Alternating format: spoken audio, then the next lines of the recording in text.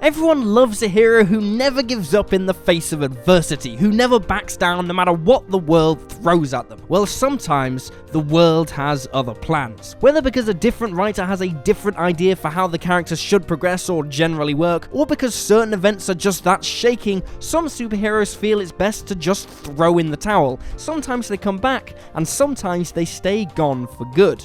And these moments can be built up over years, to the point where you're just counting down the days until they throw in the towel, or in the case of this list, they come out of nowhere and leave you utterly floored. I'm Will for What Culture, and here are 10 shocking times superheroes just quit. Number 10, Superman 2096 to 2099. In Superman 2096, Clark starts noticing an anomaly. Whenever he changes into his Clark Kent persona, he loses his powers completely. He decides to test the theory by straight up abandoning the Superman identity altogether and becoming Clark Kent permanently, even managing to finally work out a serious relationship with Lois Lane that lasted long after this story ended. Superman even goes so far as to ignore someone in trouble because the police are already on their way to have it handled. But of course, the big lovable Boy Scout can't stay away forever, gets the anomaly worked out, but at least gets to keep his relationship with Lois. Number 9, Captain America 175. What does Captain America do when he can no longer believe in America? This is the conflict Steve faced in Captain America 175, when constant headbutting with the American government finally came to a head upon learning that the leader of the criminal cabal known as the Secret Empire was none other than the president himself. His idealism shattered along with his belief in the system he had dedicated his life to defending, Cap made one of the ballsiest moves in the character's entire history, threw away his shield, and quit being Captain America altogether. He tried to retire with his girlfriend Sharon, but of course found that he just couldn't stay away while others were in peril. But he still didn't want to adopt the Captain America mantle again, so he created a new title, Nomad, the Man Without a Country. This lasted a lot longer than you'd think it would, to the point where, while he's never expressly called Nomad in Infinity War, Chris Evans' new suit in that movie eerily resembles his original Nomad outfit. Number 8, the SPECTRE, Jim Corrigan. The Spectre is one of the most fascinating characters in the entire DC canon. Starting out as the ghost of a detective who solves murders in the Golden Age, the Spectre was revealed to in fact be the literal wrath of God sent to bring punishment to the guilty. As such, it doesn't really need Jim Corrigan and can move to whatever host it wishes. So it was in the Spectre series from 1992 that Jim Corrigan would be retired as the host of the Spectre. Throughout the series, facing many great challenges, including finally confronting the man who murdered him in the first place, Jim learns why he was chosen as the Spectre to begin with, not simply to smite evil, but to understand it and himself. By the end, Jim comes to terms with his anger at evil in the world and how it had its roots in his own abusive childhood. With the peace he's found in death, the Spectre releases him to the afterlife, but stays behind to find a new host. Number 7, Vale, Avengers Academy. As seen with the last entry, not everyone who gives up being a superhero comes back. Sometimes when the creators pull out the shocking, "oh my gosh, this hero is giving up" card, they really do mean it, and sometimes you can't help but be in total agreement with one leaving.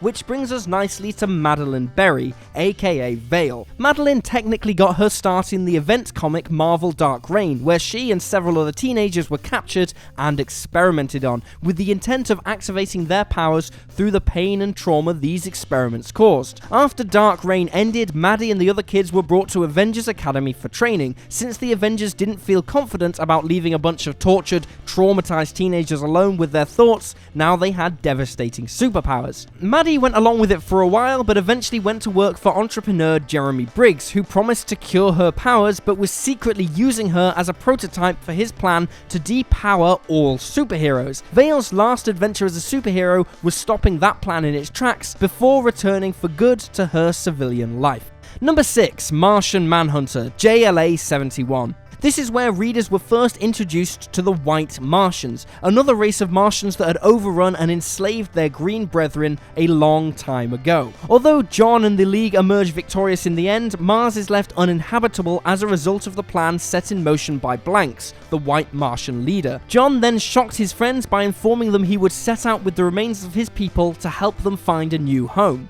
Although he would pop back up every now and then, it would be 15 years before John returned to Earth full time. Number 5, Black Panther, Black Panther 50.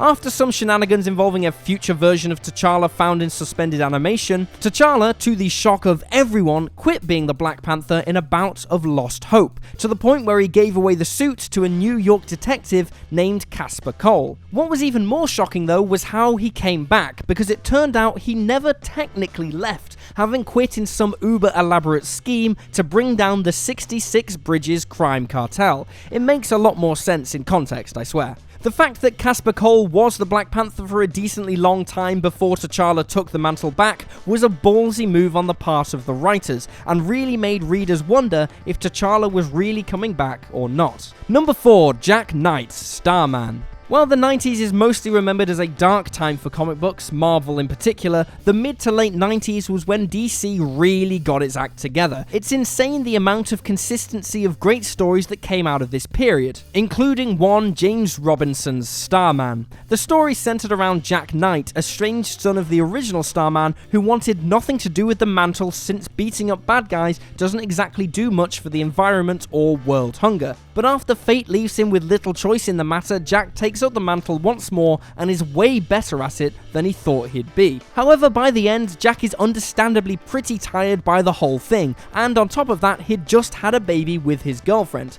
After some well-needed soul-searching, Jack performs some final acts of heroism to tie up any loose ends, and make sure he leaves Opal City safer than it was when he started, even straight up giving away the cosmic staff to his protege Courtney Whitmore, who bears the mantle of Stargirl to this day.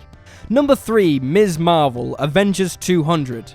In the realm of superheroes quitting out of nowhere, this is one of the most infamous examples, mostly, in fact primarily, because of its utterly creepy subject matter. The gist of it is that Ms. Marvel has mysteriously gotten pregnant. Once the pregnancy occurs though, it turns out to actually be Carol's interdimensional husband, in air quotes, who reincarnated himself into this dimension by impregnating Carol, who, along with the Avengers, is inexplicably okay with this and rides off into the sunset with him shortly thereafter. Much later, Carol came back, having escaped her so-called husband Marcus. As it turned out, she was being brainwashed into being Marcus's wife just so he could enact an overly elaborate evil scheme, but notably, the Avengers were under no such effect. Carol quits the Avengers, quits being Ms. Marvel for a while, before joining up with the X-Men. All in all, a gross story glorifying rape and unwanted pregnancy that only acknowledged its own grossness after one writer at Marvel who wasn't okay with this miraculously got to write Ms. Marvel.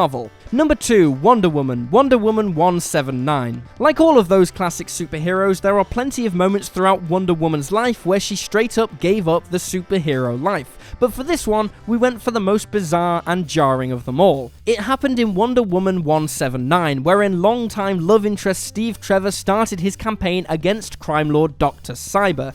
Diana of course offered to help, but then a crisis emerged in the form of the Amazons needing to leave Earth to recharge the magic they used to stay alive and hidden. Wonder Woman chooses to stand with Steve and combat the threat of Cyber, so she stayed behind and thus lost all of her magic, leaving her as simple Diana Prince. Also, she lost all her years of combat training for some staggeringly stupid reason. This new status quo wasn't exactly popular, but that didn't stop DC from keeping things that way for 5 years. Number 1, Spider-Man, Spider-Man 50. Well, this one pretty much had to be the top one, didn't it? Peter's superhero life has always interfered with his normal one. That's the entire crux of his character. But it was in issue number 50 when it all really came to a head for the first time. Fighting bad guys not only costs him a date with Gwen Stacy, but it also starts seriously costing him his grades. And if that weren't bad enough, his Aunt May falls seriously ill, and because of a supervillain fight, he was unable to be there for her when she needed him the most. Add all that up with the icing on the cake of the Daily Bugle doing to Spider-Man what the Bugle does best, and the straw finally broke the camel's back. Peter throws his suit in the trash and storms off in one of the most shocking and iconic images in comic book history. And there you have it folks, 10 shocking times superheroes just quit. Feel free to drop this video a like if you enjoyed it, and drop me a follow on Twitter at @YouSlyDogU. I'm Will for What Culture, thanks for hanging out, and I'll see you next time.